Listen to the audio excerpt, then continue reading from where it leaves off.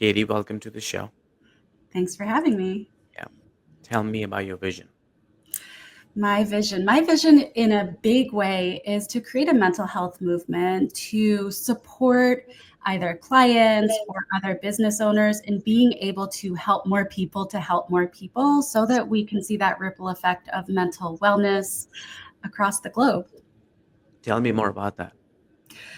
Yeah, so I'm a multi-passionate business owner. I own several businesses. I would say my main business is a counseling center. We support teenagers, young adults, and parents. And one of the reasons that I am so passionate about that is because we're catching concerns or challenges with youth when they're still young enough to make those changes and those patterns aren't truly entrenched yet. And so we're able to really help our next generation of leaders and visionaries to be more stable, to be healthier as they grow up and they become our leaders in our world. That's awesome. Thank you for sharing that. How did you get started on this path, Katie? So, I actually went to school to be a journalist. So, I was always interested in human behavior, in emotions, but I started on this journey of being an entrepreneur, being a therapist, because I was getting in a lot of trouble myself as a teen and a young adult, and then a surprise pregnancy took me down a path of becoming better for myself. This road of self-improvement, figuring out who I am, how I can make sense of the struggles that I've had so that I can help other people.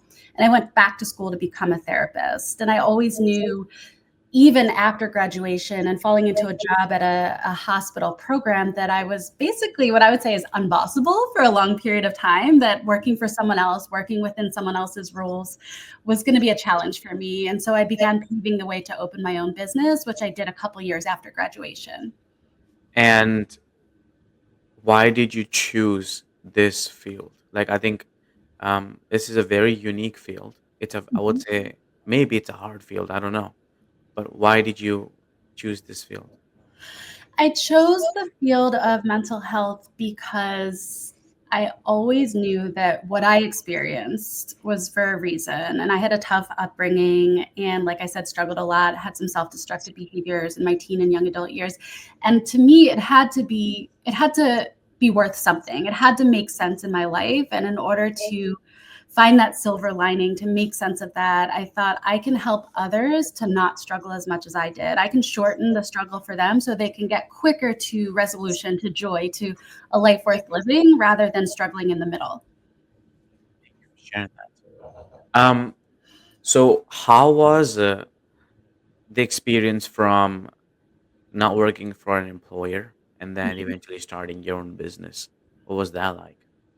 I started my own business. I started as a solo practitioner, just working for myself, doing therapy. And because I was so clear on who I served, what my positioning was, what my marketing was, I love social media and I consistently talk about what I do, how I do it, share with anyone who will listen to me, that the demand for my services and my specialty grew fairly quickly. So within 2 years, I expanded from being a solo practitioner to renting my own space. And it was a very one foot in front of the other kind of process. I saw a sign that said space available. So I thought, let me just look at that space. And then I saw the space, and the visionary in me was like, this is my space. I can see what I can unfold here. I can see how we can grow.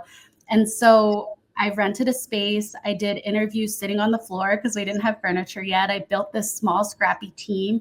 And 2 years after that, we had doubled in size and we were bursting out of that space. And I bought my first building at that point. So everything has just exponentially grown year after year. The more I've showed up, shared what I love, made an impact, and helped more people to help more people in that process. That's awesome. Um, Tell me more about that. What um, those early days? Um, how did you lean into, like, hey, this is my field and this is what I want to focus on instead of focusing on everything else? A lot of times when people come on the show, their journeys actually begin in over providing in a lot of different things until they realize they can niche down and be precise in something they do. But your story seems a little different than that, so it's very interesting. So tell me more about that.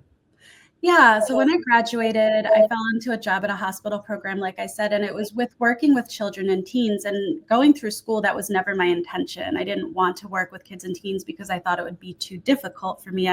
I'm sensitive, and I thought it would be hard to hear about their struggle. And not that it wasn't, but I found that I had a unique connection with the teenage population, that I was able to show up authentically in a way that resonated with them, that they were willing to share with me. And a lot of the feedback that I was getting when I was working in that program was, wow, I wish we had something like this out in the community where I didn't have to be in the hospital to access your services.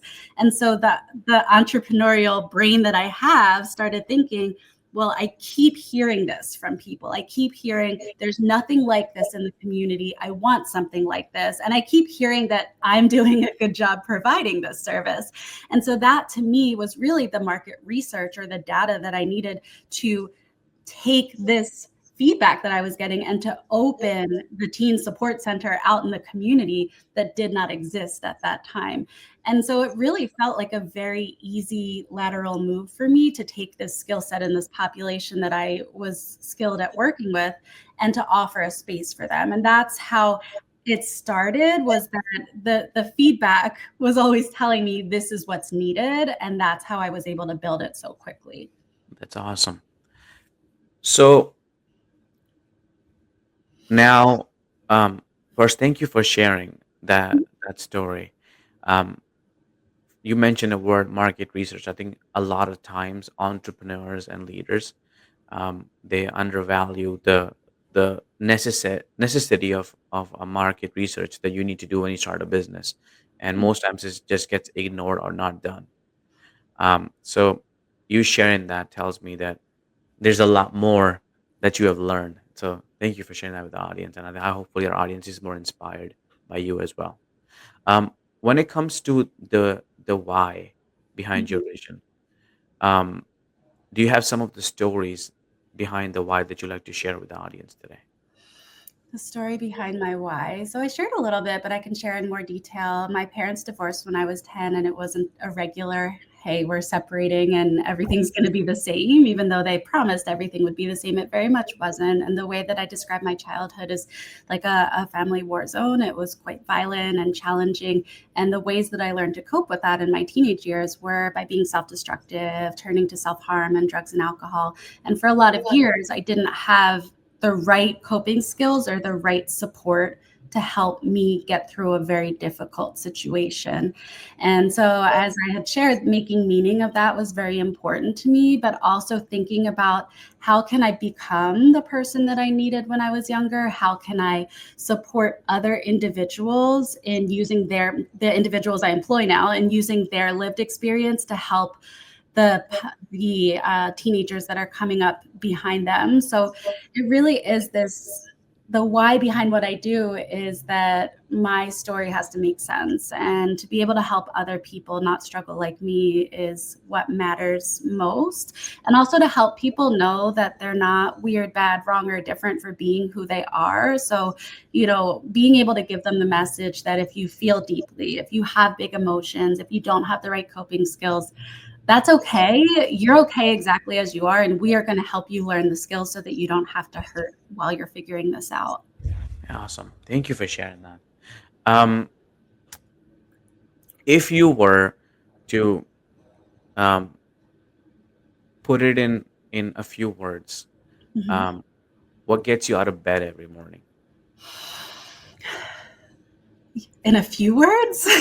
Or a lot of words if you choose.